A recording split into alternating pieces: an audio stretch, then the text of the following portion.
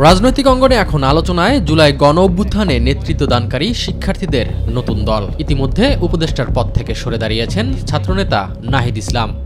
আমার যে গণ অভ্যুত্থানে যে ছাত্র জনতা অংশগ্রহণ করেছে সেই শক্তিকে সংহত করতে আমি মনে করেছি যে আমার সরকারের থেকে আমার সরকারের বাইরে রাজপথে আমার ভূমিকা বেশি হবে।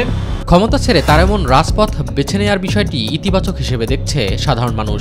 ক্ষমতা ছেড়ে দিয়ে সে একটা রাজনৈতিক দলে আসতেছে, ক্ষমতার মোহ তার ভিতরে নাই, সে জনগণের জন্য কিছু করতে চায়, এটাকে আমরা স্বাগত জানাই। ওনার জায়গা থেকে যে দায়িত্বশীলতার পরিচয় দিয়ে বের হয়ে আসলেন, আমরা এই ধরনের কনস্ট্রাকটিভ রাজনীতি আমরা চাই। ছাত্রদের নতুন রাজনৈতিক দলে গুরুত্বপূর্ণ পদে বসতে যাচ্ছেন নাহিদ। 28 ফেব্রুয়ারি মানিক মিয়া এভিনিউতে আত্মপ্রকাশ ঘটতে যাচ্ছে দলটির। ছাত্রদের রাজনৈতিক দলের নাম কিংবা প্রতীক কি হতে পারে তা প্রকাশ করেনি সংশ্লিষ্টরা। তবে এই নতুন রাজনৈতিক শক্তি নিয়ে সাধারণ মানুষের মাঝে রয়েছে মিশ্র প্রতিক্রিয়া।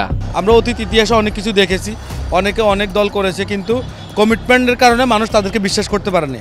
এখন ওনারা যদি কমিটমেন্ট হয়, প্রতিশ্রুতিবদ্ধ হয়, মানুষের কাছে যায়, সত্যিকারই কাজ করার ইচ্ছা প্রয়াস করে, মানুষ কিন্তু ওনাদেরকে চাইবে। আমরা চাই নতুন দল আসুক, ওয়েলকাম, কিন্তু নতুন দল আসলে যে আগের চেয়ে ভালো হবে এরকম চিন্তাভাবনা এখন আমাদের মনে বাধা খাচ্ছে। যদিও জুলাই গণ অভ্যুত্থানের অন্যতম স্টেক হোল্ডার ছাত্রদের প্রতি আস্থা রাখতে চায় সাধারণ মানুষ। প্রচলিত রাজনীতির বাইরে গিয়ে সবসময় গণমানুষের জন্য কাজ করার আহ্বান তাদের। জ্ঞান এবং যে মেধা, সেটা সমন্বয়ে সমাজে একটা সুন্দর একটা মানে ক্ষমতার বন্টন এবং সব জায়গায় সমতা আনার জন্য কাজ করে যাবে।